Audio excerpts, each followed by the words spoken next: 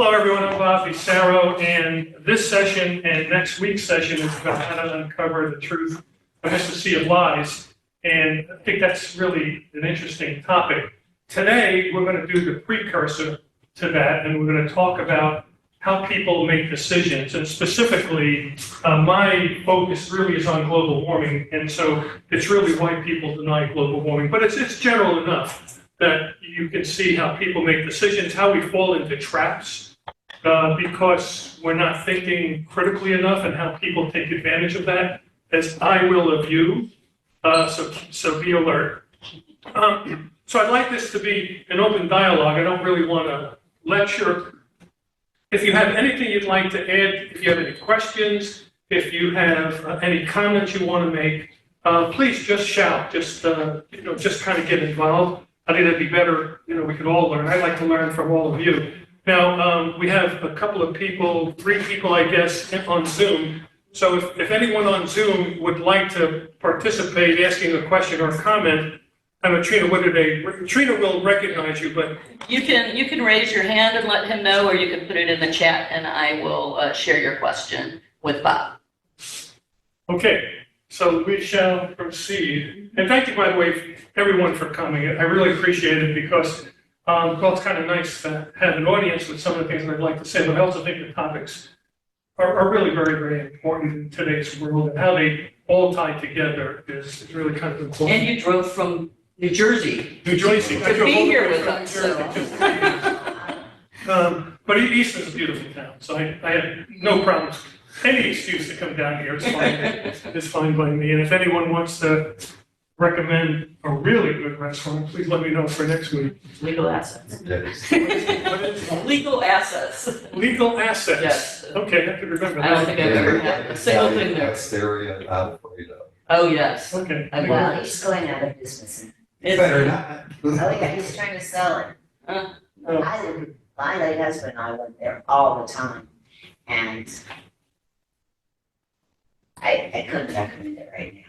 Oh, really? um, Okay, well, all right, so Was good. if we learn anything, it's legal assets is up in the air. Oh, no, she was talking about a different one. Legal assets, you're. Oh, legal assets is good, all right, Yeah, so, she was so talking that, about Alfredo. well, I think we've accomplished everything we're going to, so that concludes my talk. Legal assets. Okay. So I've previously given 2 talks, I think it was last year, and I have the next 2 talks. So I talked about what global warming is and what we can do about it. And now what I'd like to discuss, which is related to this, is why people deny global warming, which really is how do people make decisions, how will we be fooled, and so on. And then the next session next week would be, with that as a background, okay, we know all of this, but we have all of this information coming out. What's true, what's not true? How do we just make sense of it all? And there are techniques that you can use. A lot of it is kind of common sense. Once you see some of the techniques that I'll show you, oh, okay, why didn't I think of that, sort of? But then there are some other things, some sites where you can go to, which are really very, very valuable. So I'm not going to talk too much about 4. I'm really going to be talking today about people, us. So this comes from my book, Crisis Like No Other, Understanding and Defeating Global Warming, which, if you want to take a peek at it, it's right here. And in that, you can find it on Amazon, but my publisher keeps promising it'll be on Barnes & Noble soon enough. So what the book covers is, first of all, what we're discussing here today, really the psychology of global warming, why people deny global warming, how do you convince people about global warming, and which we're not going to discuss, although maybe we can make that another session, and finding the truth amidst the sea of lies, which will be next week.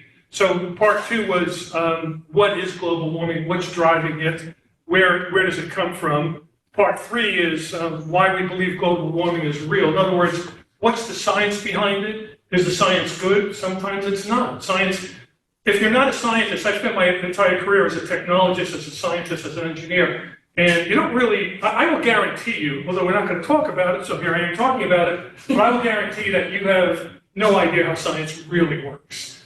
And it comes back down to people being people. Okay. You see an invention and you think, okay, there was an obvious path to get there. No, it's littered with reversals and uncertainties and so on. And then finally, how bad is it? How bad is it going to be? And, let me just give you some advice. The next time you go out to dinner, to that restaurant, order dessert first. And then what we can do about it. Can anything be done, or is it game over? So I'll give you a little spoiler alert. It's not game over. There's a lot we can do, but we're kind of running out of time. And so we need to start moving. Okay, so this is who I am. This is sort of an abbreviated resume. I have my business cards here. If you want to get in touch with me, please get a business card. Trina knows how to get in touch with me. So, Always send me an email. yeah, send her an email. I'd be happy to answer questions or carry on a dialogue again. And I'm always interested in giving these kind of presentations. It's sort of like, how PowerPoint will travel. If you remember the old Paladin movie, TV show. So, because I think it's important. I enjoy it, but I think it's really important that people get to understand this.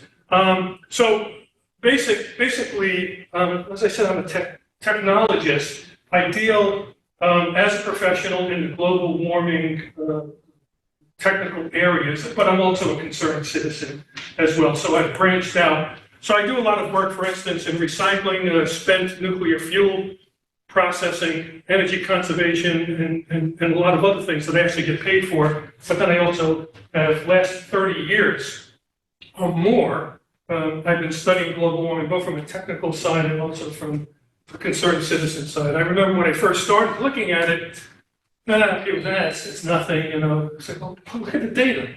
Okay, yeah, it's preliminary, I understand that, but look at the trends, and so here we are. Okay, so I'll just go through a couple of these. I don't want to spend a lot of time on it. So, how do you know? Mammograms are not useful. I make that statement. True or false, and how do you know? Anyone? Remember, this is not a monologue. Yes? False. I have friends that have found out they had cancer because of a mammogram.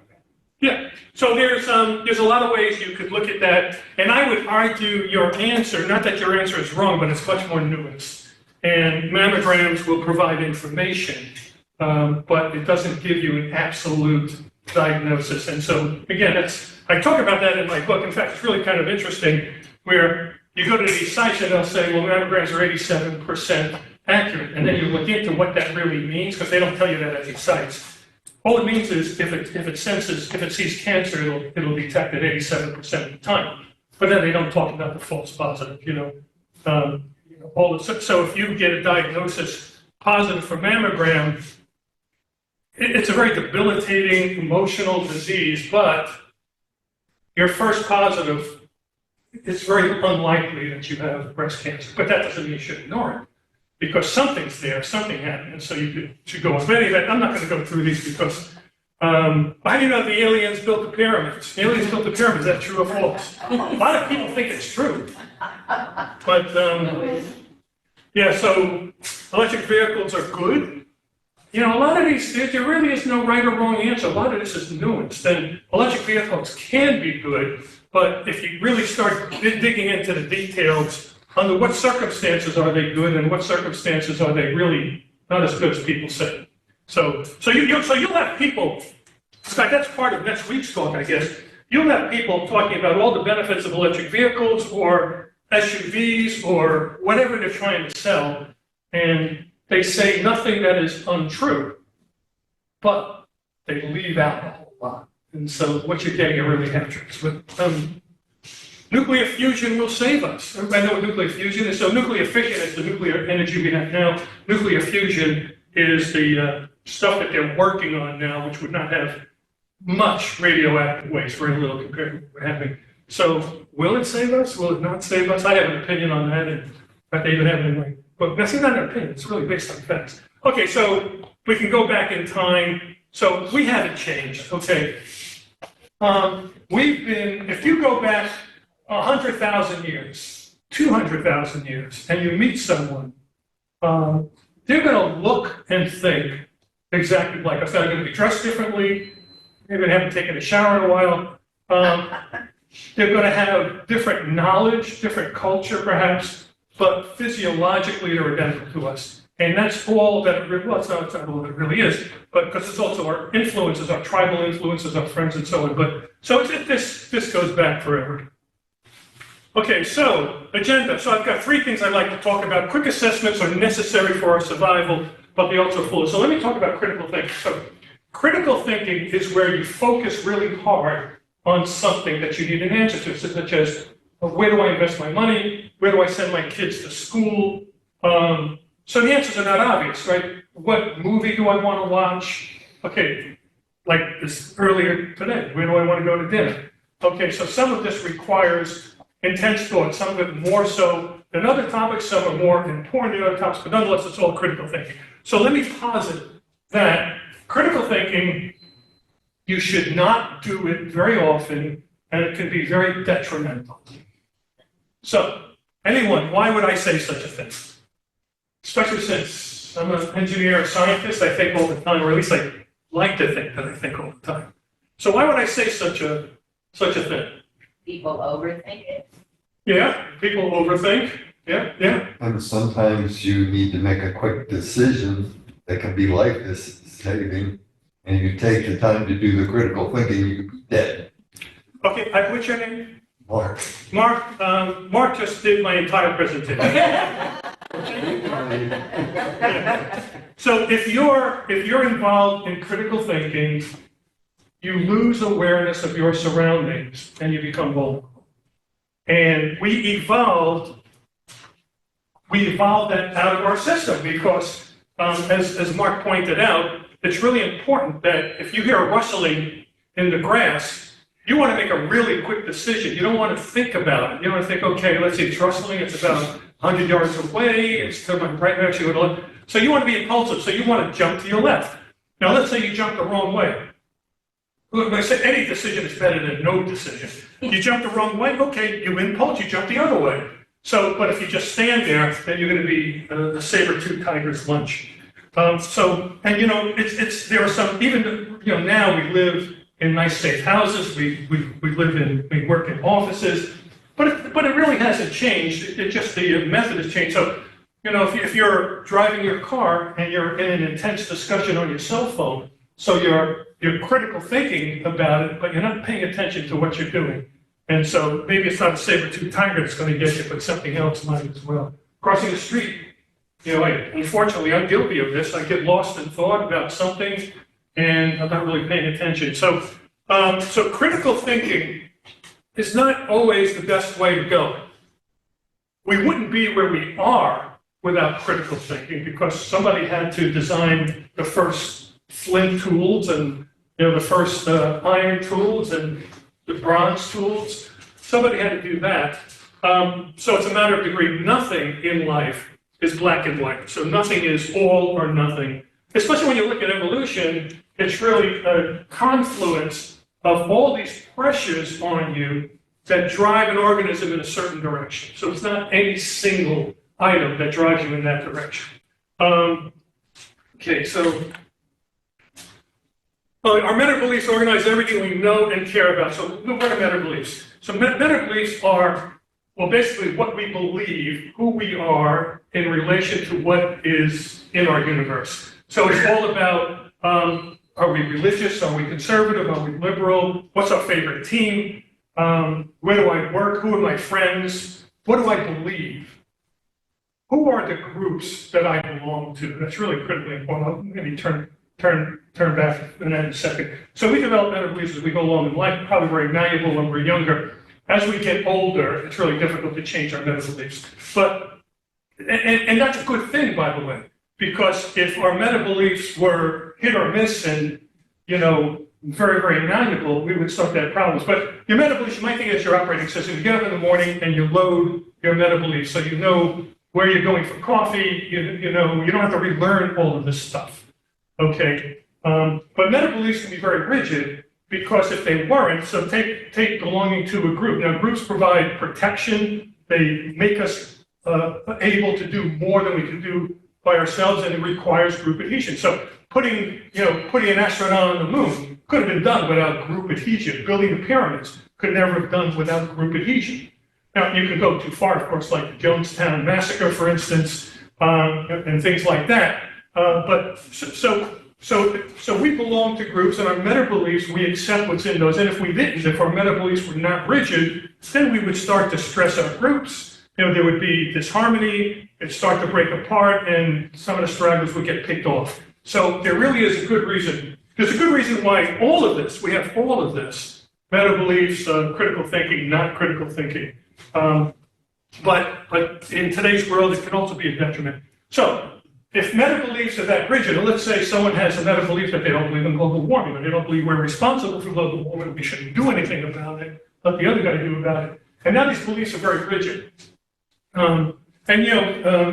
So how do we change that?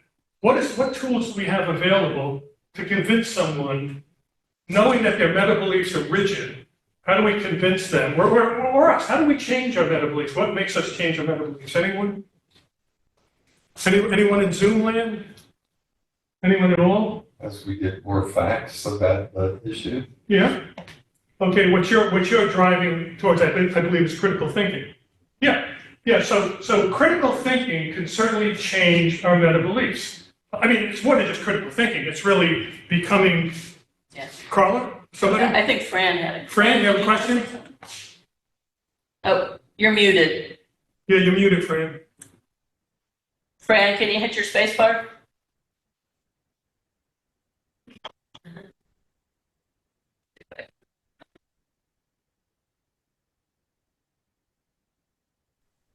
All right, can you hear me now?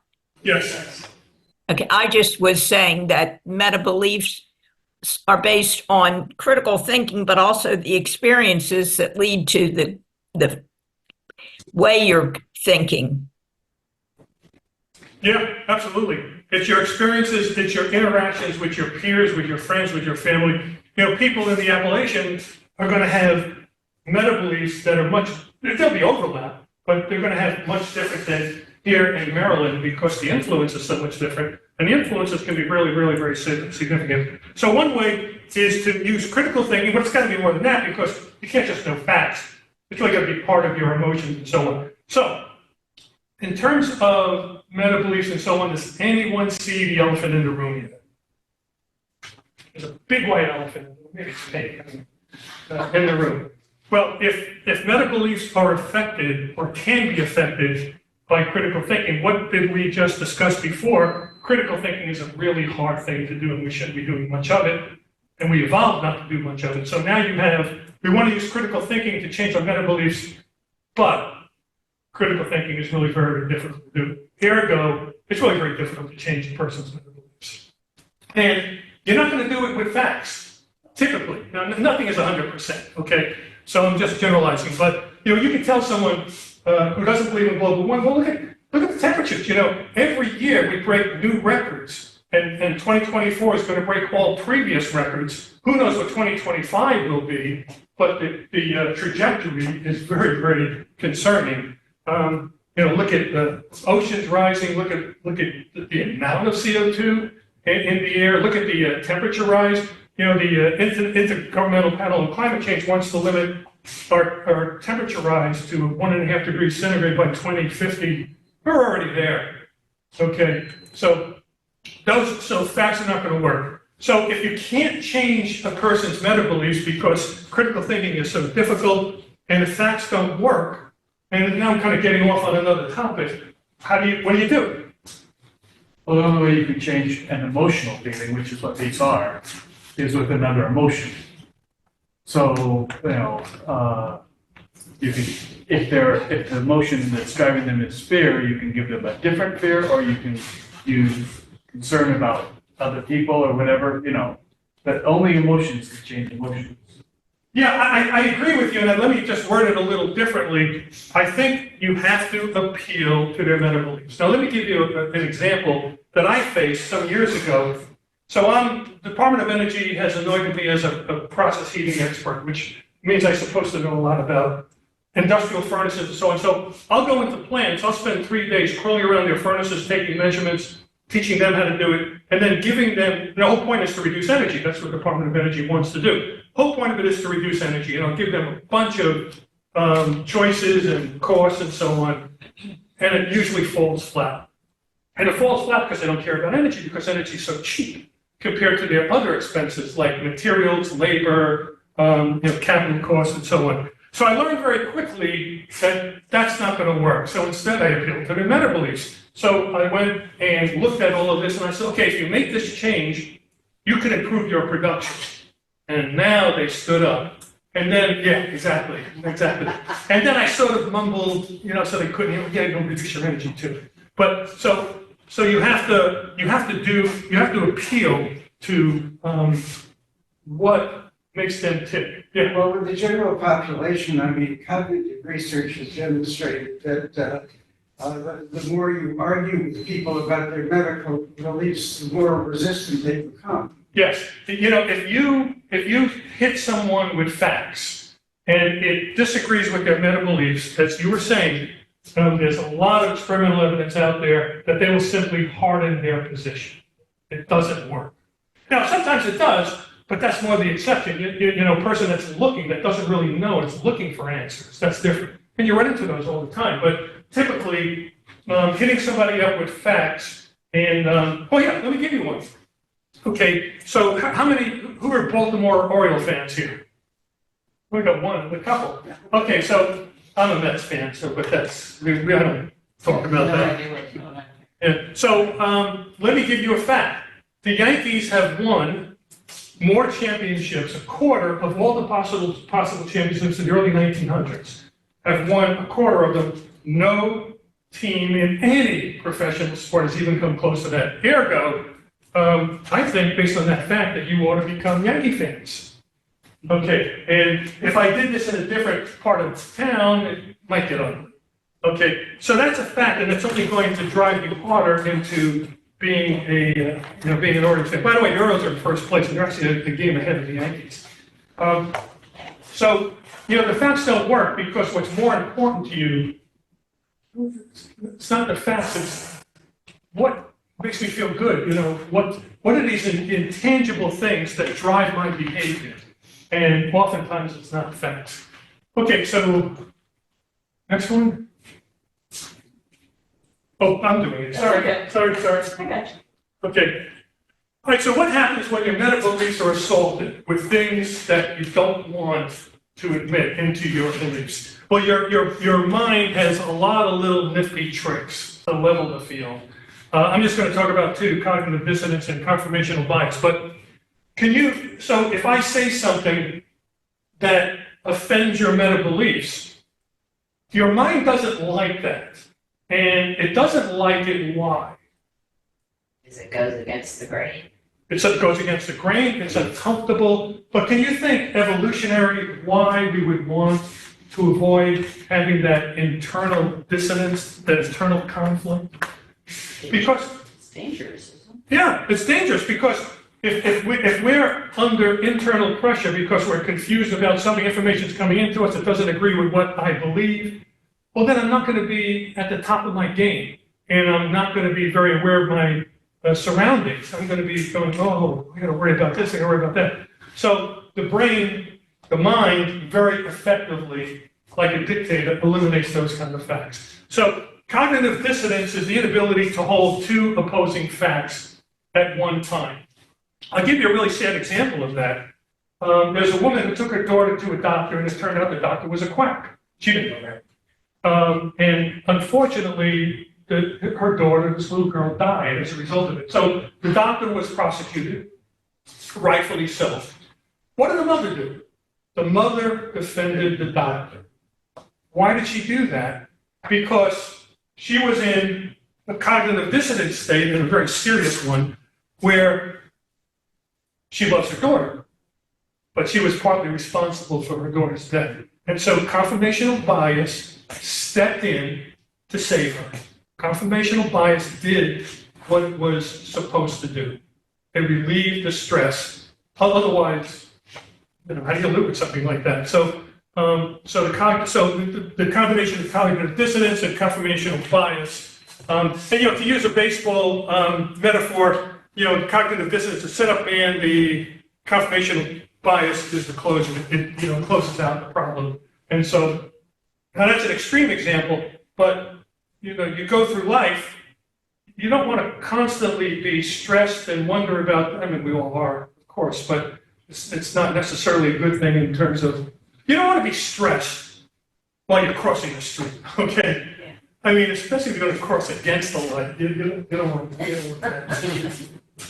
Okay, so, all right, so let me give you some worrying examples. So what I have here is gross domestic product per capita, so how much on average a person makes in their country, and the percent of the population believes in evolution. Now, evolution could be anything. It's really a surrogate for science in general. So it could be evolution, it could be global warming, and so on. So the United States is second only to Norway in its gross domestic product. We're a very rich country. But look at our belief in evolution. Only Turkey is worse than we are. And it follows a trend. You can see the line. It's not linear, but nonetheless, it follows a reasonable trend that the richer you are, more likely you're going to be believing in evolution and ergo science in general as well. But here we are, a real outlier. Adult scientific, okay, so people were asked a number of questions, and I want you to take a guess as to how many people got these questions right or wrong. How long does it take for the Earth to orbit the sun? How many people got that right? 5%. 5%. Got it right. Okay, so we are critical here. So 40% did not know it is 1 year, which is the definition of a year. Okay, did humans and dinosaurs ever coexist? Oh, glory.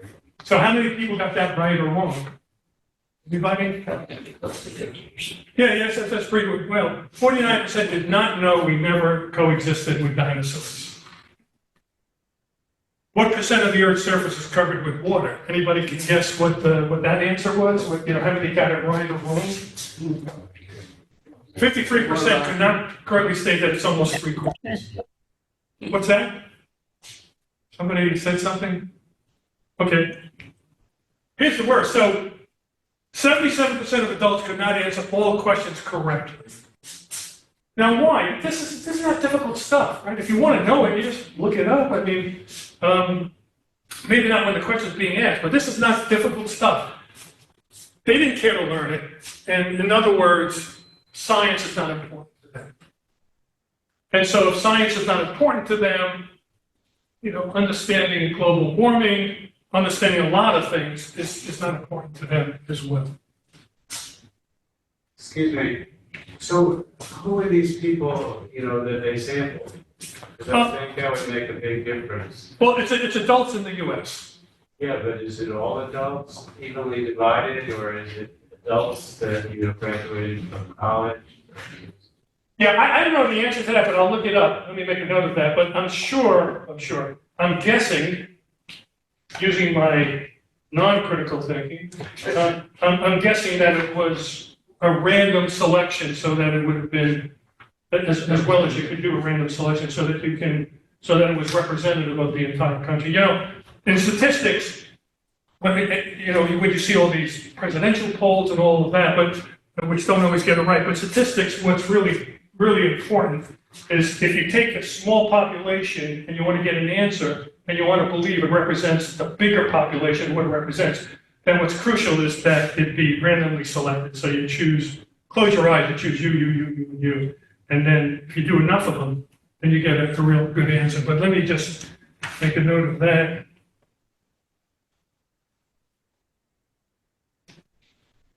I'll also send you the citation for that as well.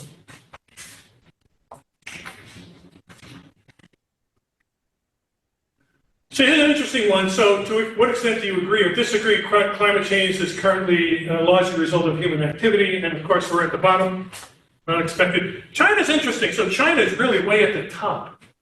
But China is the biggest polluter of all countries on a total basis. Now, on a per capita basis, we beat that. Yay, us. But because their population is so big, So on the one hand, they believe global warming is real and we should do something about it. On the other hand, they're the biggest polluters. And if you listen to the Chinese top echelon, they'll tell you, global warming is really important. We need to stop it. So what's going on here? Well, here it's a matter of priorities. They want to be a very powerful economically and militarily. And in order to be that powerful, you got to burn energy. And what do they have most of? Coal. I mean, and that's the worst CO2 emitter. I was in China. I was at a coal-fired power plant of all things. I looked to the north. There was another coal-fired power plant. I looked to the south. There was another one. You could see them. They're that close to one another. So it's a matter of priorities. And even though this is what they want to do, well, it's what's more important to them is being at the top of the heap. Okay, so back to you, Trina. Yeah. This is kind of interesting. Okay, so estimated percent of adults who think global warming is happening, national average is 72%. So if you can find Maryland somewhere, so Maryland is 78% above the average. But now it gets interesting. Go to the next one. So estimated of adults who think global warming is caused by humans. I don't think that's the one I wanted, but 58%. Go to the next one. Yeah, okay, this is what I really want. So percent of adults who think it is already harming people.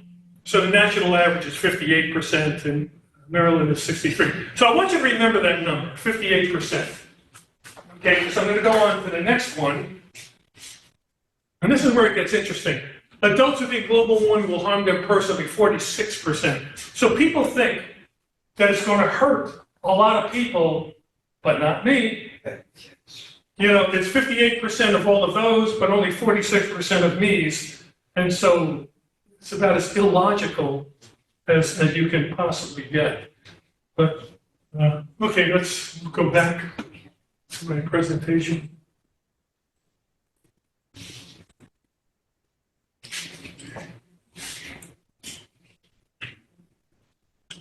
All right, so here's some interesting statements. The science is not settled, and the science is actually going the other way. We may, in fact, be going into a cooling period. Former Congressman Joe Barton from Texas.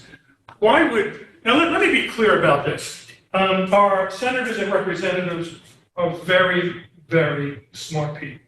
They wouldn't have gotten to where they are if they weren't. And they have very capable staffs. We have Andy Harris. I don't think you can say that. So what's your experience? All right, so senators and representatives are mostly smart people. Okay. Thank you. So why is Joe Boy there? Why is he saying that? And the key here is Texas. Yeah. Because Texas is an oil state. The energy companies in Texas pour tons of money into the senators and representatives' campaign funding. A good one is, let's see if I remember his name. Can't you say that about all politicians? Absolutely. Yeah, and I'm going to get to that, in fact. So you're getting ahead of myself, getting ahead of me. But Lamar, what was the guy's first name? Funny that he was Lamar was his first name. Burton? no, Alexander. Lamar Alexander? Yeah. no. Well, he's a retired senator. He was in charge of the science committee. Can't remember his name now. But in any event, and he's from Texas, being in charge of the science committee, you think he would embrace global warming. He hated it. He denounced it, and the reason why is because, again, he got a lot of his funding from the oil industries and came from a very conservative area. I guess it was in Congress. It was Congress, not Senate. His area was very, very conservative. So he really opposed global warming. So how do you convince someone like that? Well, you ain't going to convince them with facts. The way you convince them is either outdoing the donations from the oil companies, or you appeal to what's really, really important to you. What's important to a senator or representative? Getting reelected. So you appeal to them by, okay, I can put a lot of jobs in your area if we open up a solar power plant and things like that. So you have to appeal to what's important to them. Okay. This is my personal favorite. Climate scientists deserve to be flogged. Mark Morano from Climate Depot. If you look up, and next week we'll talk more about this. Climate Depot is just a front for, deniers. It's one of the denier organizations. On average, global warming is not going to harm the developing world. That fellow there is making a lot of money out of being a denier. The great hoax, how global warming conspiracy threatens your future. My response to this is, well, will the real hoax please stand up? CO2 only plays a minimal role. This is really done around American Coal Council. I mean, they make their money by emitting CO2. So what else are they going to say? Don't believe anything these guys say. Again, when we talk about, I guess we'll talk about this next week, follow the money. I mean, where's the money coming from? And that'll tell you a lot. There are two real keys, and I hate to jump into next week. There are two real keys about uncovering the truth. And the first is balance of facts. Okay, everybody has their own facts. Some of them are true, some of them not, but where's the balance? And then the other one is follow the money. We'll talk more about that next week. More CO2 will benefit the world, etc. This is interesting. Okay, the Union of Concerned Citizens. It is not a coincidence that the Union of Concerned Citizens sounds very similar to the Union of Concerned Scientists. In fact, I looked it up. I looked up Union of Concerned Citizens, and I'm reading the description. I said, pretty good organization. Maybe I better pay attention. And then I looked back up. Oh, it brought me into the Union of Concerned Scientists. This is a typical ploy of denier organizations, and maybe next week I'll have a few more, where they have a name that sounds very similar. Names are very, very powerful. Where they have a name that sounds very similar to a really good organization. So just be very, very, very, very aware of that. So why do we deny global warming? Our beliefs are unalterable, facts be damned. We evolved to suppress critical thinking. Yeah, okay. And our emotions kind of tie it all together. So let's talk about the last bullet there, money, power, and the insatiable desire for both. John Keegan was a military historian. He's an academic, and he researched what goes on in the military. He wrote books for the general public on World War II, World War I, Civil War, and so on. And a very accomplished researcher. And he didn't just describe what was happening. Okay, World War II started in 1939. He really explained why things were happening more so. And he stated many number of times that there's an abundance of evidence that leaders just don't care about their constituency. What they care about is remaining in power. And they'll do what they have to do to remain in power. So if you've got to convince voters, okay, then you got to do what I was saying before. You got to appeal to the men-of-beliefs, give them jobs, give them cake and circuses. We go back a few generations. If you're a dictator, then you got to keep them in line. But that's all they care about. And a really good example of this was towards the end of the Second World War, the U.S. was knocking on the door of Japan, and Japan had no military. So why didn't they surrender? And so Emperor Hirohito, if I'm pronouncing that correctly, I got that right? And the people around him refused to surrender because they wanted to stay in power. And so what happened, you have a couple of nuclear weapons dropped on them. Of course, they couldn't anticipate the weapons, but they certainly could anticipate what was going on to their citizenry. In Syria, there's a civil war going on there for a decade now, so that Bashar al-Assad could stay in power. How many of its citizens have died? Not thousands, but hundreds of thousands. And, why didn't he just say, hey, let's compromise, or, let me just give me a few billion and I'll leave and put somebody else in office. So it's really crucial to understand that. Follow the money and, other things. Was there a question? So, rigid meta-beliefs and a reluctance to think critically leads to us to being very, very easily fooled. And I'm going to give you a bunch of examples. Okay, so I'm going to manipulate everybody in this room. And why? because I don't have a CAA dossier on every one of you, although if you would like to believe that, that's fine. But I know as in a general population what your weaknesses are.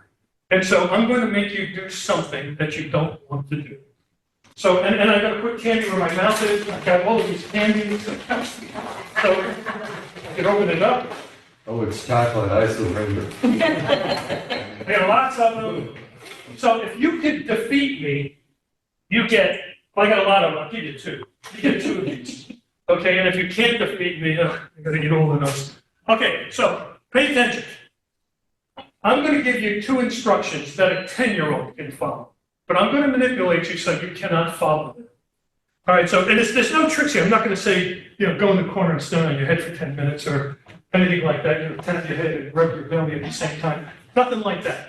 Okay, easy peasy. Okay, so is everybody ready? I am not going to repeat myself, so listen very carefully. Okay, so first one is, I'm going to put a slide up there and I want you to look at it. Is there anyone that can't do that? You're halfway there. One more, you got that candy. Okay, so is everybody ready?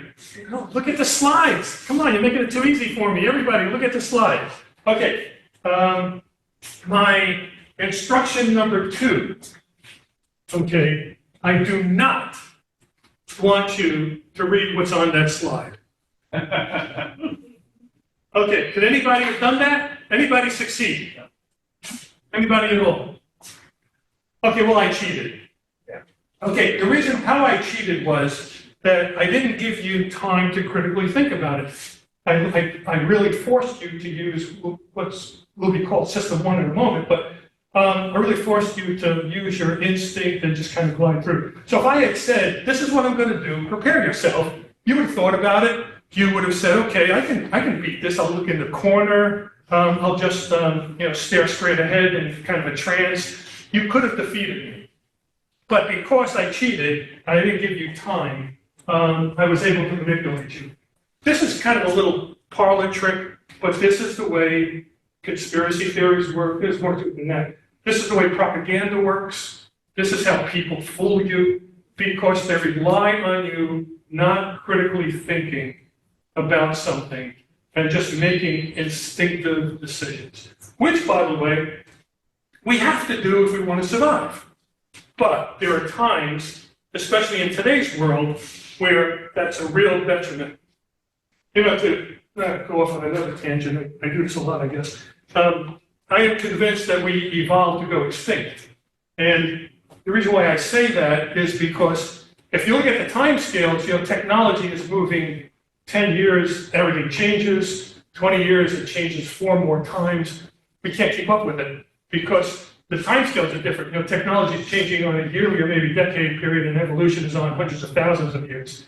So we're up against the wall there, but I drift. Okay, so critical thinking. So we were designed to avoid critical thinking whenever we can because it's expensive and it's dangerous. So experiments conducted, by the way, everything that I'm discussing is all based, in fact, it's all based on experiments, and in my book, clearly everything, and I cite all of my research. So experiments conducted show that critical thinking eats up more glucose and suppresses dopamine. So let's talk about glucose for a minute. When we first crawled out of the trees and stood upright and walked around, food was very, very scarce. And so anything that would help us minimize the food that we needed would aid our survival. And so when you think very, very critically, you burn more glucose. Your brain burns it up significantly. And so that's one thing. Dopamine, dopamine is like feel-good chemical that flows through your body. Before my knees went on me, I used to be a long-distance runner, so I would run 10 miles a day.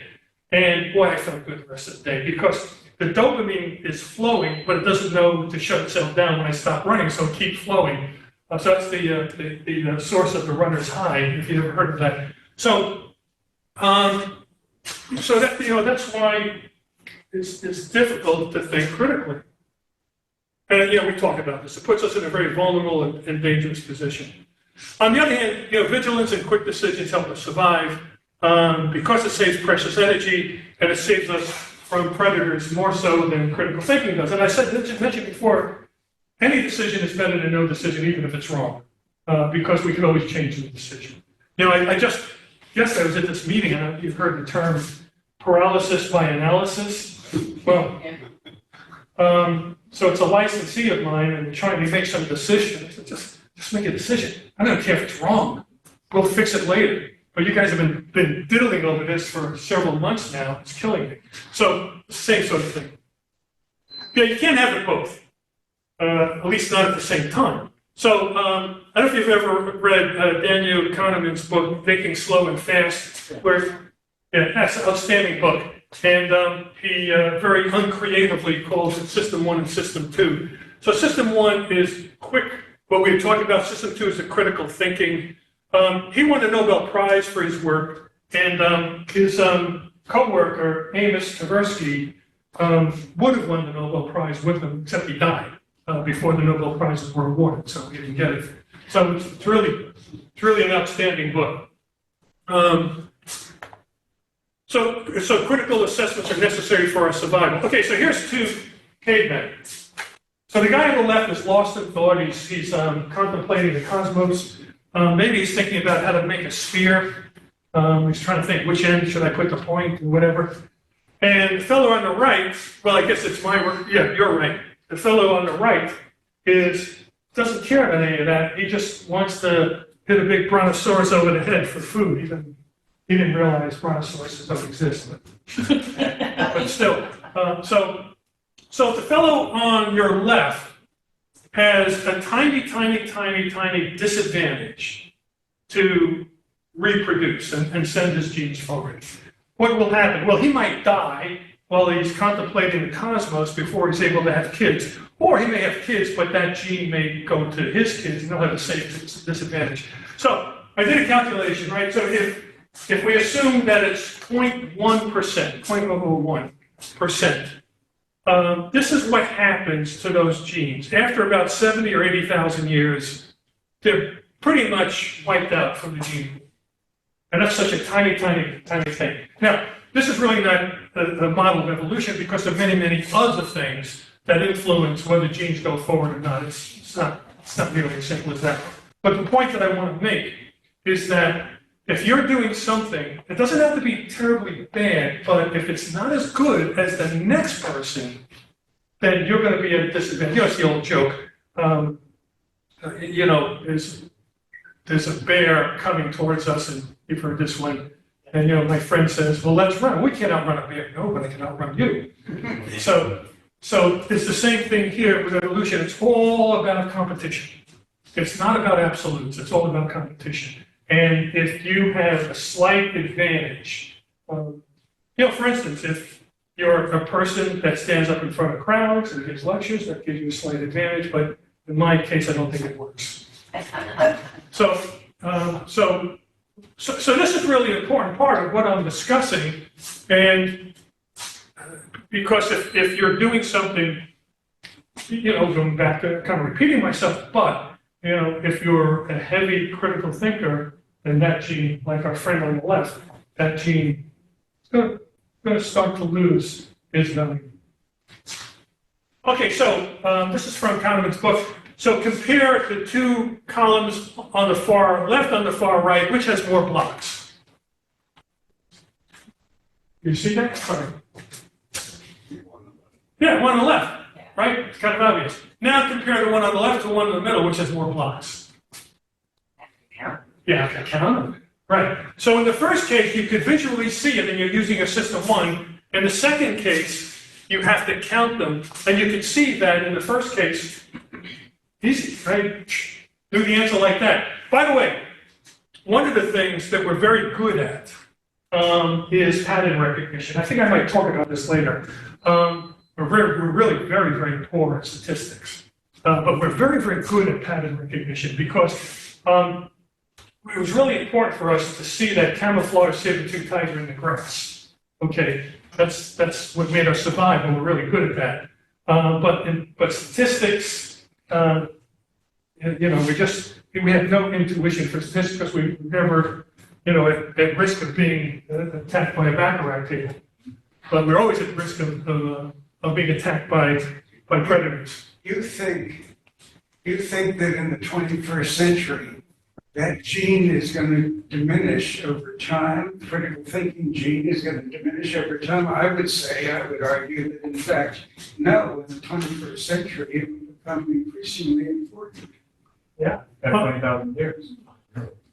You said the 21st century? Where we're contemporary area we're living in. Okay. With the internet and all the I think that's a good point. What you're saying is that the critical thinking may be more important for our survival, but I really came because I used to teach. okay. And I was thinking these days, if I teach, I would have a hard time trying to convince my student how they could come up with the truth. How you find the truth in this world where the internet exists. Yeah, well, we'll talk about more next week. I don't, that kind of change takes tens, maybe hundreds of thousands of years. Course. And in the meantime, I'm talking about trends. I mean, Yeah. you're talking about the trend going this way. I'm talking about all of a sudden the trend may be reversing itself. well, there's no question that we are constantly evolving. Okay, don't for a minute think we're static. Now, you and I are static. We can't evolve anymore. We're kind of fixed in time. But our progeny can, and their progeny, and so on. So it's a good question. I mean, I don't have an answer to that, except that people are people. There are always going to be dangers. Are we ever going to get to a utopia where we have no dangers? I don't think so, but who knows? No, I'm just arguing that critical thinking is becoming more important in our survival. Yeah, I think you're right. Yeah. You could argue the other way, though, with artificial intelligence, it's going to go the other way. Most people rely more and more on playing the odds. Yeah. Oh my God, artificial intelligence is going to become more important. Yeah.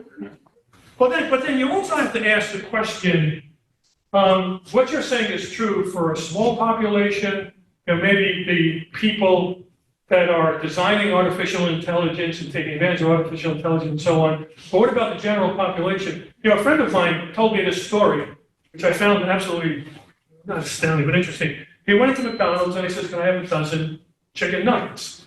And the gal, who was a teenager or maybe a little older than the teen, says, I can't give you a dozen, I can give you 12. and she wasn't kidding. She didn't know that 12 was a dozen. And so now you have the general population that maybe still rely and will continue to rely on the system one. I don't have an answer. I don't know. But I'm an optimist. I was born an optimist and I'll always be an optimist, yet I give civilization less than a 50-50 chance getting out of this century intact. And there's so many reasons why. And I don't know if we're going to evolve to a higher plane before we go extinct. Okay, so let's say your boss comes into your office and your boss tells you, "I want you to build me a human, build me a Homo sapien." Okay, how would you do that, understanding that your competition are building tigers and lions and snakes and bears and things like that you have to compete against? Well, you would first start thinking, and by the way, looking around, this project was funded to build a human. I gotta believe that there was a budget cut somewhere, so the sapien part of Homo sapiens got reduced. But still, well, okay, so I gotta avoid all these creatures, so I've gotta be fit. I can't build something that, walks through the forest whistling a Beatles. Okay, so I've gotta make them intuitive, I gotta make them fast, I gotta make them continually vigilant. And it's not just Homo sapiens, all organisms do this.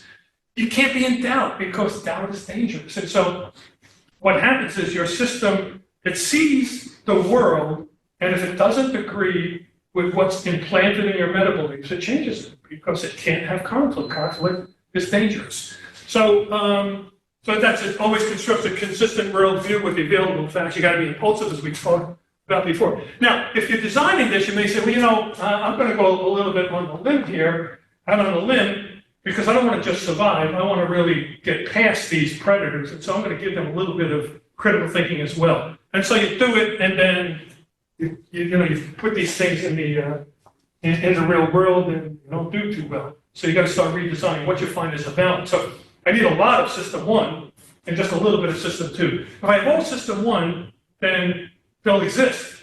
They will survive, but they won't progress. And if you have too much of system two, critical thinking, they won't survive. So you need some sort of balance, which is what we have. Otherwise, we would be here if it wasn't. The Neanderthals will take our place. By the way, Neanderthals get a bad rap. They were very intelligent creatures, as intelligent as we are.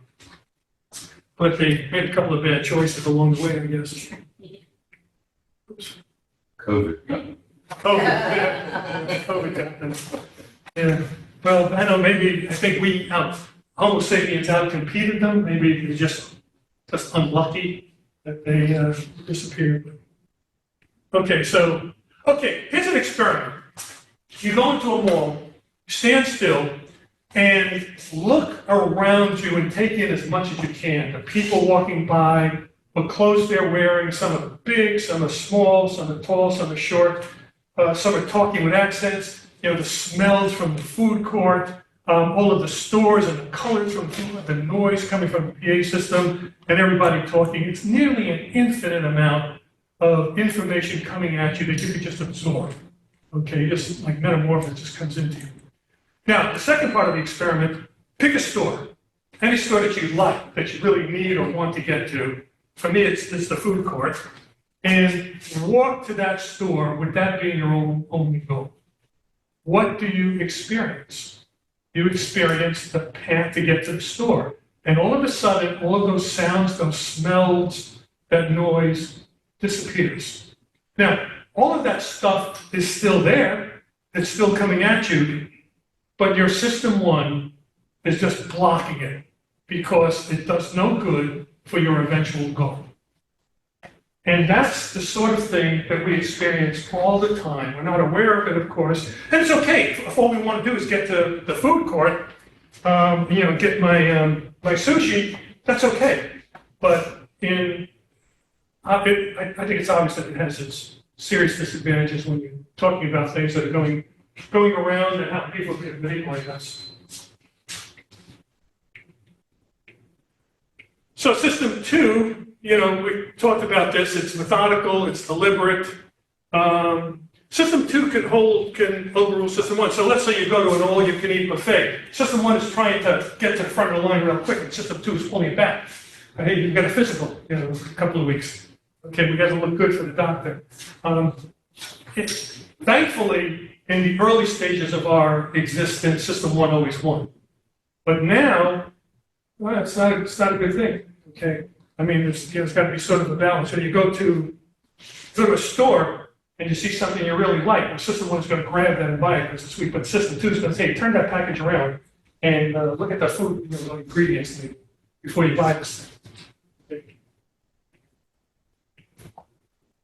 All right. So I said this, birds through glucose. We already talked about that.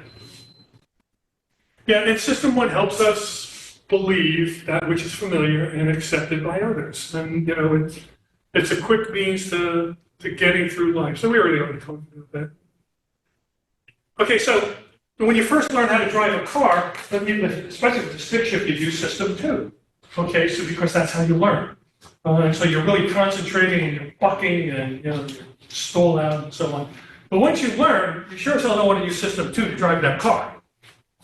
Because you'll get into an accident pretty quickly. The truck crosses your path and system two is, okay, let's see if I can calculate the trajectory and I'm going to miss it. And then before you know it, you're road piece. So you need system two to learn new things, but you need system one to actually execute those things effectively and safely. Okay. Bridget, baby.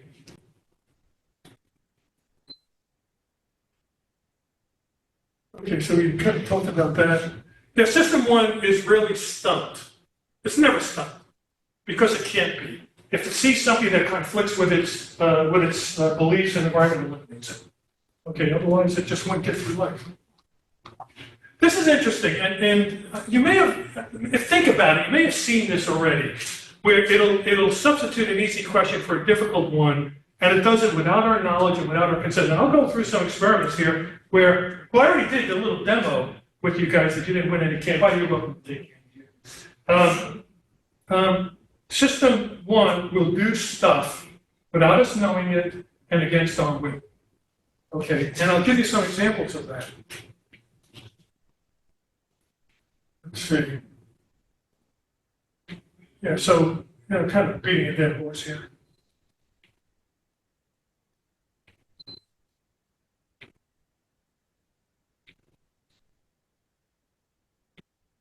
I think I already did this one anyway. All right, so these are the things, and we have a bias to believe and confirm. So we have all of these things. The anchoring effect is kind of interesting. You've been exposed to it, I'm sure of it. So the anchoring effect is what a realtor will do. So a realtor will take you, buying a house, take you to a really, really overpriced house that's really in crummy shape. And you're thinking, I can't afford to buy a house. Then the realtor will take you to a house that's overpriced, but not as much, it looks better, and the anchoring effect has taken hold. And so you'll think, wow, this is a great deal. Okay, so the anchoring effect is something we use all the time to evaluate things. So, so if we see, we see a bison, okay, that we know tastes really good. Well, then a bigger bison and two of them probably taste better. Probably more of that. We don't have to think about it.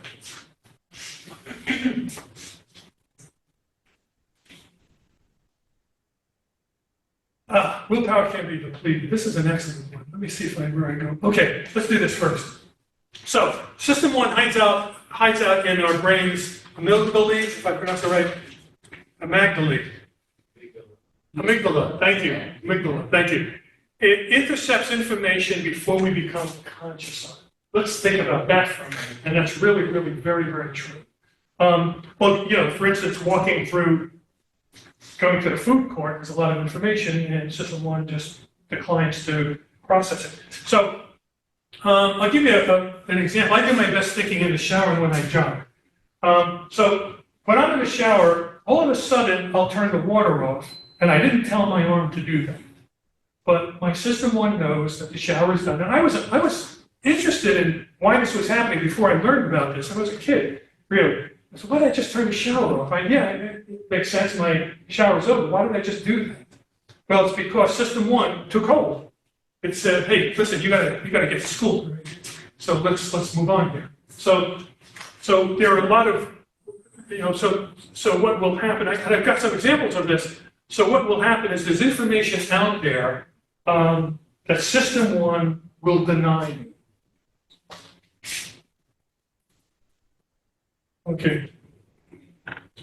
Okay, this is kind of interesting too. Yeah, so system one will admit any fact, true or false, for consideration. Right away. And it's a good thing it does that, because if it didn't admit facts, we would be non-functional, right? But here's the interesting thing. System one then has to make a decision. Should I turn on critical thinking? Is this worth the bother to think seriously about it?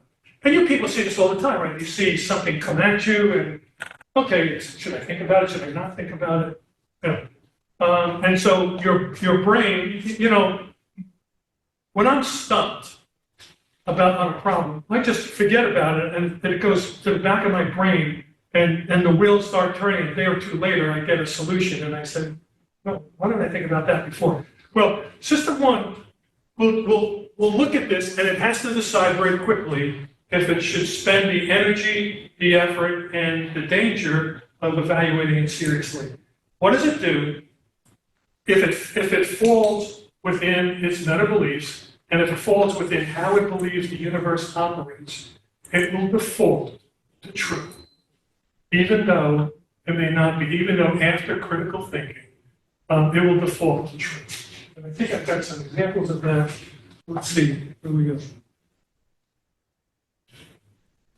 Okay, so system 2 resides in our prefrontal cortex, which is the most advanced part of the brain, dealing with higher order cognitive ability. So it's far more recent in our development. All animals have system 1 and system 2, but they're not necessarily as developed as ours. So, okay, so here's some examples. I don't know if I like these, but yeah, so I think I talked about that one. Yeah, so I kind of talked about that one. Problem solving. Let's see how I do. Maybe I ought to move along here. 1106. Yeah. Let me just, okay, some experiments. Let's get to the experiment. So, what they did is they had some coffee, and you could put any amount of money into the jar to pay for it. And they put pictures, so they put pictures of flowers and they put pictures of people looking at you. And look what happened. Let's see, paid. So when a person is looking at you, people paid more than there were flowers. They didn't know they were doing that. They had no idea. But they were being manipulated by system. System wanted to say, hey, look, somebody's watching you. You better, cough up. Okay? You better, lick the part. That's actually pretty close. Yes. Yeah, do that sometime if you're looking to collect money.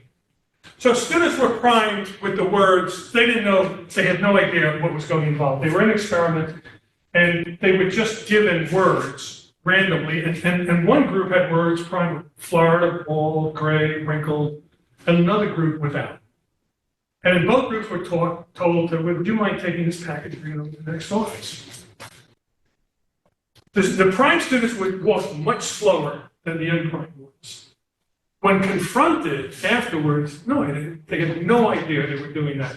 And I've witnessed this myself. I've experienced this kind of stuff myself. They had no idea that they were doing it. So there's kind of two steps: prime old age and then a behavior, walking slow. It was without their knowledge and without their consent. They didn't know they were doing it. They were forced into doing it. Well, they were manipulated into doing it. Money crime is another example.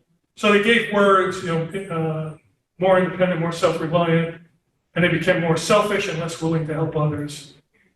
So,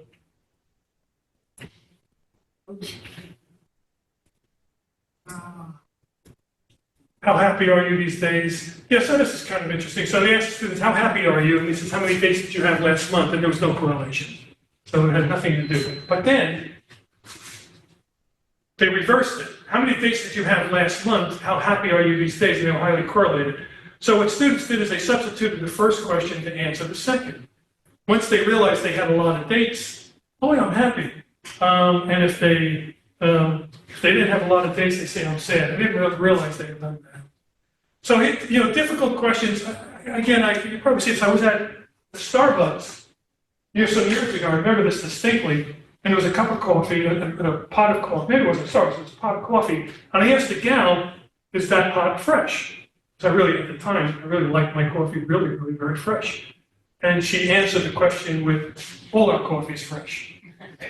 So she substituted my question for a completely different question because she didn't want to expend the effort to find out. She did it instinctively. She didn't think about it.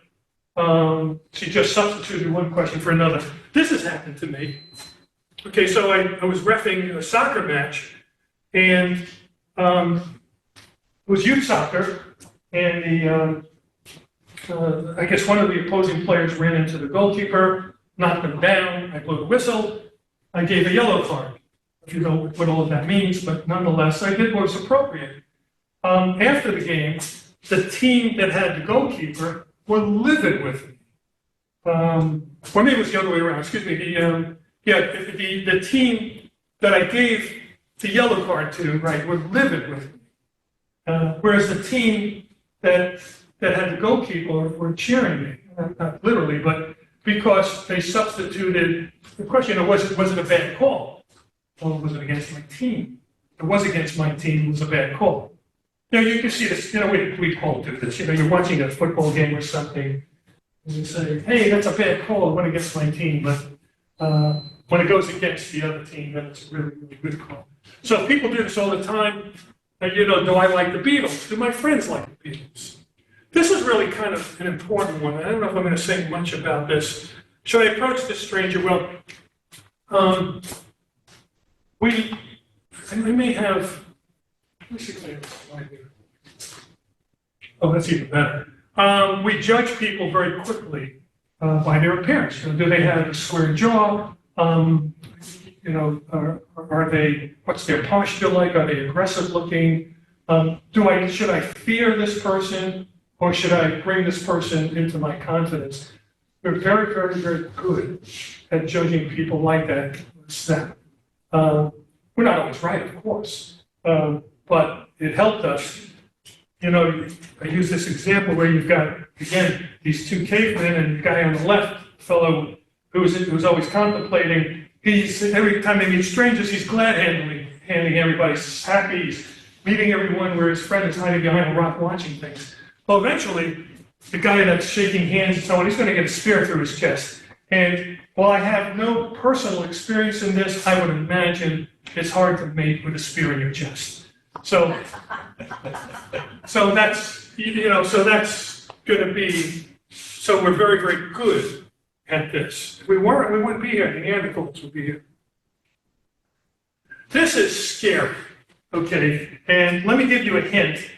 The message here is, if you've got a client and you want a favorable decision, take them out to dinner. Sales folks know this, and here's why. So it's really parole judges. They had to judge whether the convict was available for parole. So right after a meal, they approved at 65%.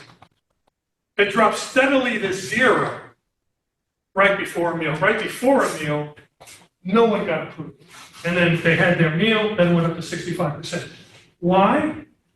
Well, because they were defaulting to their system one. Their system one was trying to be safe. And, you know, they couldn't think critically about it because they were hungry. They wanted to get to the cafeteria. So, you know, they weren't trying to and there's no subterfuge here. They weren't trying to mess up the judicial system. They didn't know they were doing this. But this is what was happening. So when system 2 becomes depleted, we turn it off, and, you know, until the judges eat and rest. And so, yeah. So this is why the poor remain poor. So we have, this is an experience of amount of self-control early in the day versus likelihood of self-control failure. So the more self-control you exert during the day, you're kind of using up a consumable, the less you'll have available during this. I always joke, before I even saw this, I always joke, well, you know, a piece of chocolate cake is in front of me. I ain't going to waste my self-control on that. I'm going to save my self-control for more important things. I'm going to eat that chocolate cake. Well, there's really some truth to that. So, why the poor remain poor is related to Israeli judges. Poverty overwhelms cognitive ability. So if you're worried about where my next meal is coming from, you know, you've got all these concerns. You can't critically think. You really can't think ahead, and you're going to make poor decisions because you're depleted. Your willpower is depleted. All of a sudden, your system 2 is just overwhelmed because of all these decisions, very difficult decisions to make. Which bills do I pay? I don't have enough money, and so you're going to be impulsive. You're going to be system 1, not system 2, and you're going to make mistakes. Yeah, and several studies, they tested farming before and after a harvest, and they were much, much better after a harvest, obviously. Let's go back to that. There was something else I wanted to say with that one. I can't remember. Okay, so, this gentleman back here, you think you could beat me in a 100-yard dash? No. Oh, come on. So do I. Who can beat me in a 100-yard dash? Anybody? Come on, somebody can beat me. What about you? You can beat me in a 100-yard dash. I can beat you. Nice. Thank you. She's my plant. Okay, so, you know, a show of hands, who's going to win? Is she going to win, right? Can she beat me? If she trips you all the way. Yeah, that's my strategy. All right, so you want to do this? You want to run? So we'll do a thought experiment, okay? And so we're going to have somebody time us. You can, okay? Because we can't run side by side because just like you said, if she starts to pass me, I'm going to grab her shoulder and throw her to the ground. Because, I determined a long time ago, age and deceit can easily beat youth and steal anything. So we're going to do a 100-yard dash. So she's timing, what's your name? Sharon. So she's timing Sharon. And Sharon comes in 15 seconds, let's say. So it's not world shattering, but it's pretty good pace, right? And then you start timing me, and you kind of throw away the stopwatch and you take out a calendar. All right, so Sharon destroys me. So people ask Sharon, did you beat Descent? Yeah, but it's no big deal. Then people ask me, did you beat Sharon? And I can't lie. I don't want to, but to say I was beaten is, I'm in that stage of my life where I'm denying my own mortality. But I can't lie because, what little reputation I have will go down the tubes.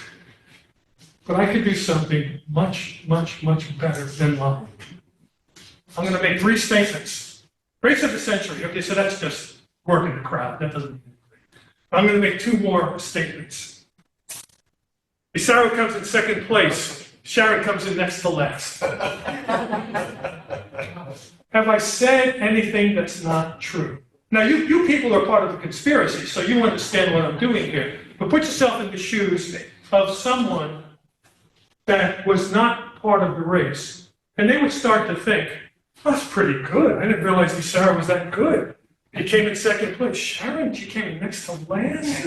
I don't believe it, but hey, that's what the facts are. Now, after a while, System 1 is going to accept this. If System 2 starts thinking, he's got bad knees, a light bulb goes, they were just 2 runners. Okay, but you see what I can do, and you see what people do all the time. These half-truths, which are worse than lies. They manipulate us because they're forcing us to use System 1, and they're betting on us that we don't use System 2.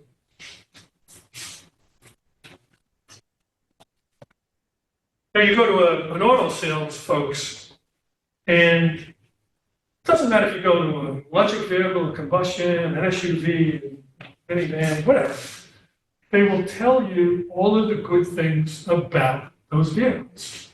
They won't mention a word about the bad stuff. I was actually, for about a month, I was helping a politician in Montana get elected to the Senate who did not get elected by a few votes. And I lost about $10 million in potential contracts as a result of that. But we won't get into that. But so I was on the campaign trail with this guy. And I discovered very, very quickly that nothing he said was untrue. Everything he said was true. But then I started thinking about the things he was not saying. Okay, the things that were not coming up. And so that's a very, very powerful tool. And people will look at politicians. Well, first of all, you're a medical, so you're going to see what you want to see, right? But you're not going to see all of the bad stuff. And people that are really, really, really good at this, sales folks, politicians, they're so good at crafting a story that makes so much sense. Conspiracy theories work on a kernel of truth, and then they build around that, with a bunch of lies, and it's hard to uncover. Okay, so I saw this when I was a kid, and I saw through it immediately, but I didn't understand its brilliance until more recently. No scientific study has proven any other cigarette to be superior to so-and-so. So using your System 1, say, okay, what does this study say? It says nothing. It says absolutely nothing. There's no scientific study. Nothing has been proven. It doesn't say anything, but it relies on your System 1 to fill in the blanks as you will. 9 out of 10 doctors prefer so-and-so over all other brands. Can anybody tear this apart? Which doctors? Was it a controlled experiment? Were they cherry-picked?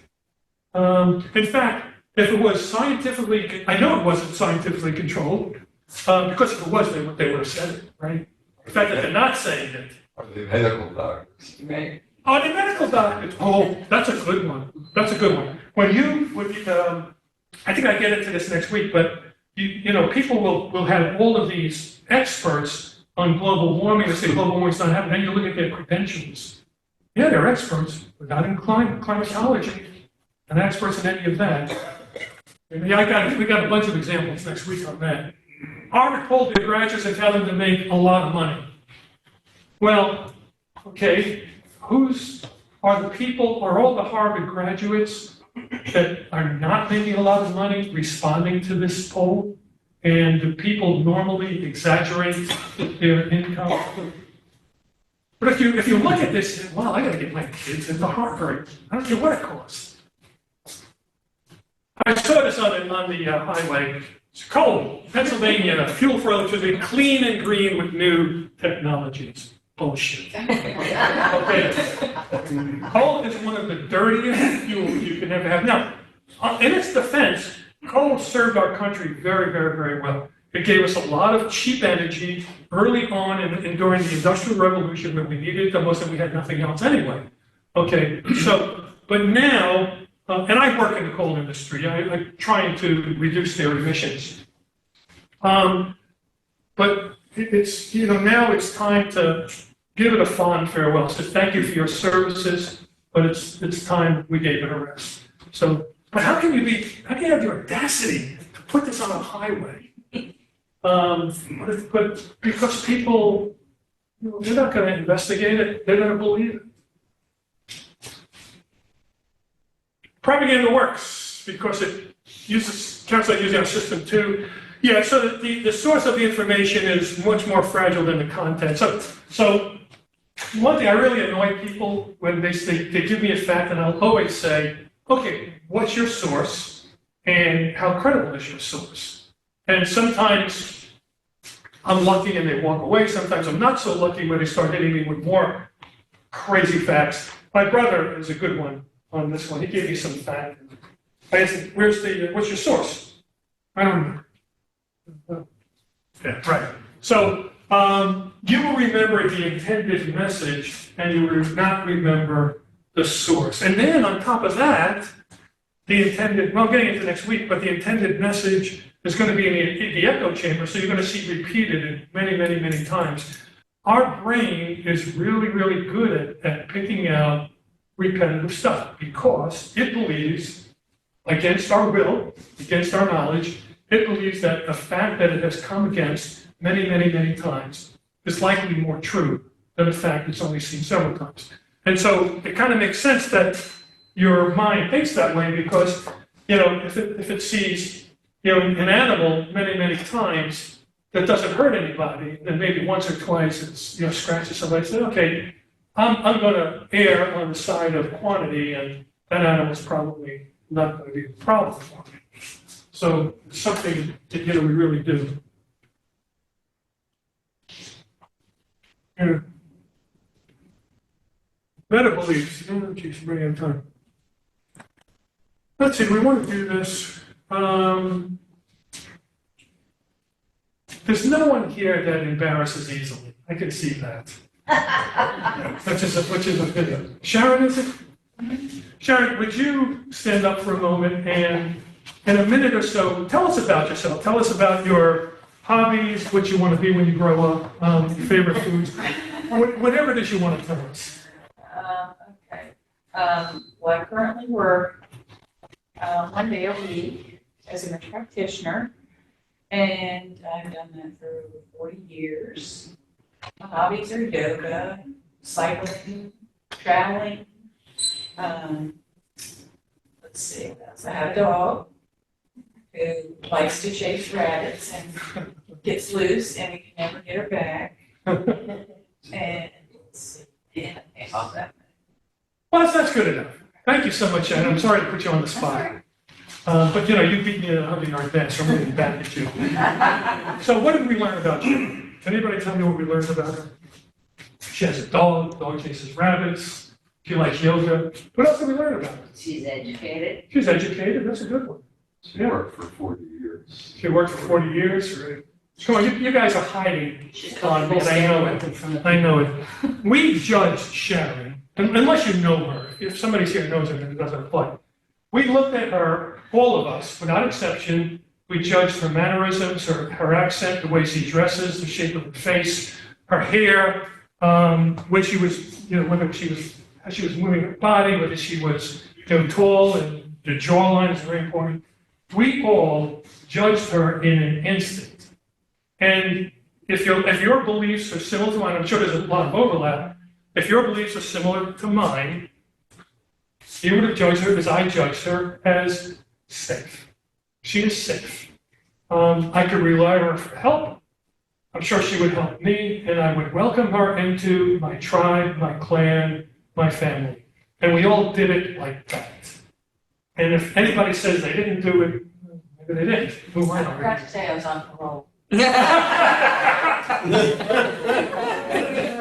Well, which brings me to That another, changes everything. yeah, which brings me to a point that it's not a perfect system. But I bet you were good on parole. Yeah.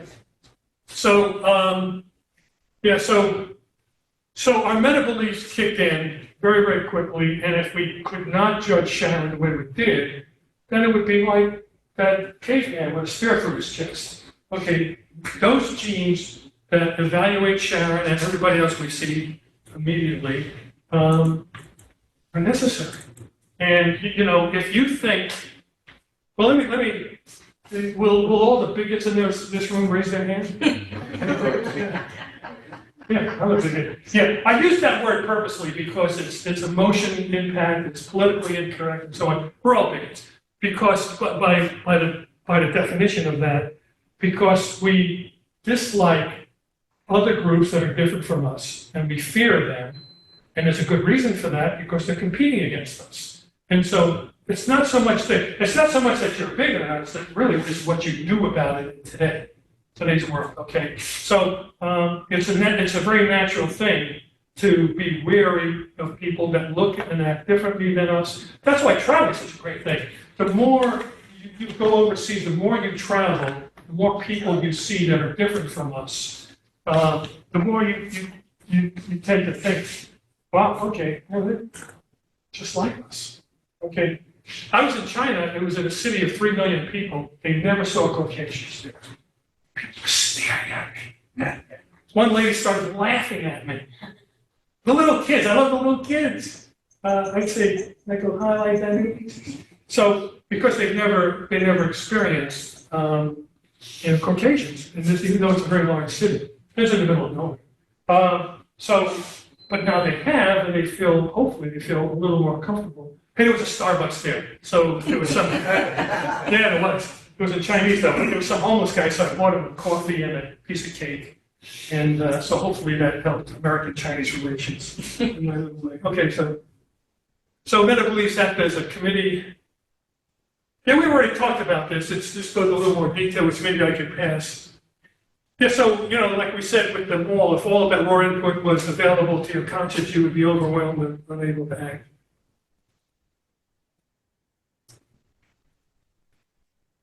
See what else we got.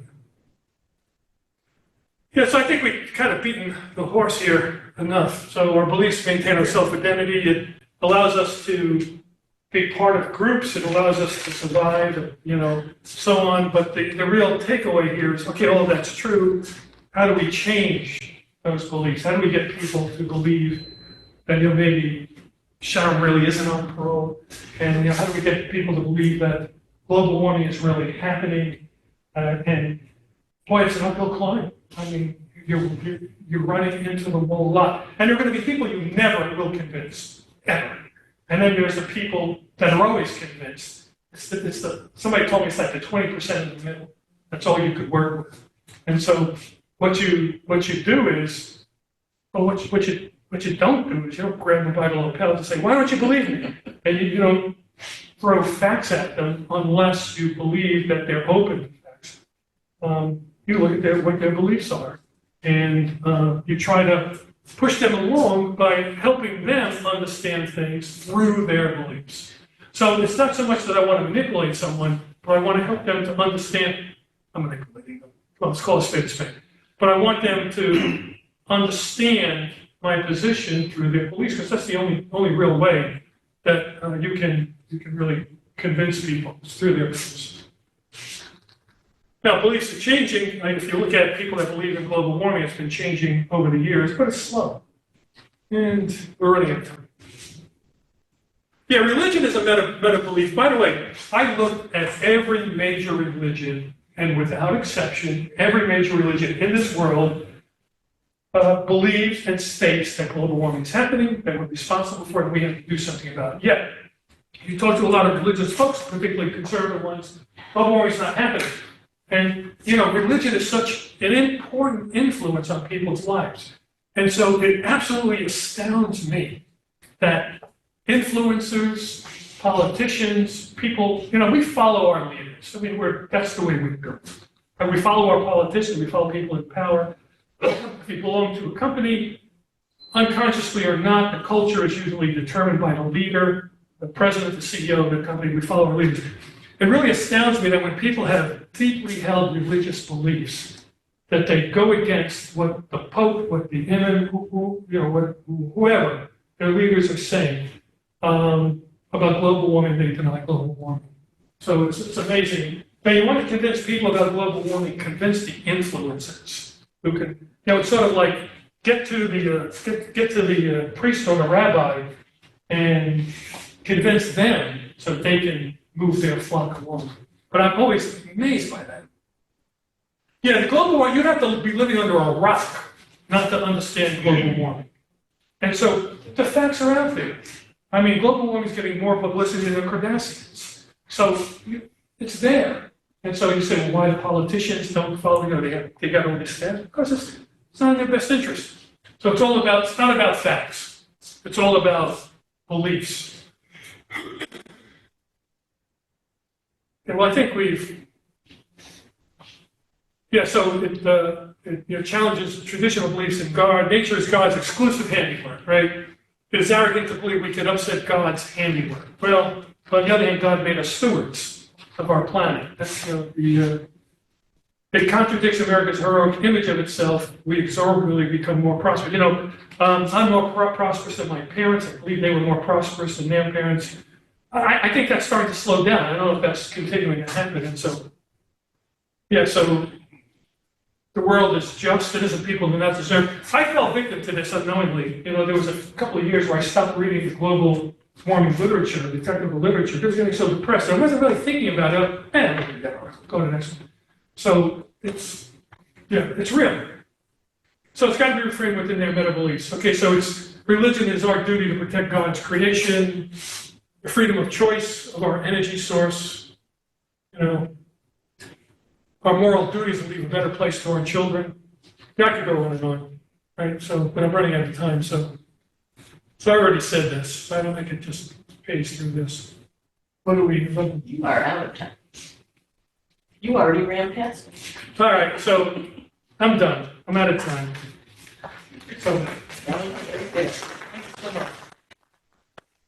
this is, again, this is a prerequisite for next week. You all get an A, so you all can move on to uncovering the truth and ecstasy of lies, which, by the way, is in my book is clearly the most popular chapter. So I think that would be a lot of fun to go through that.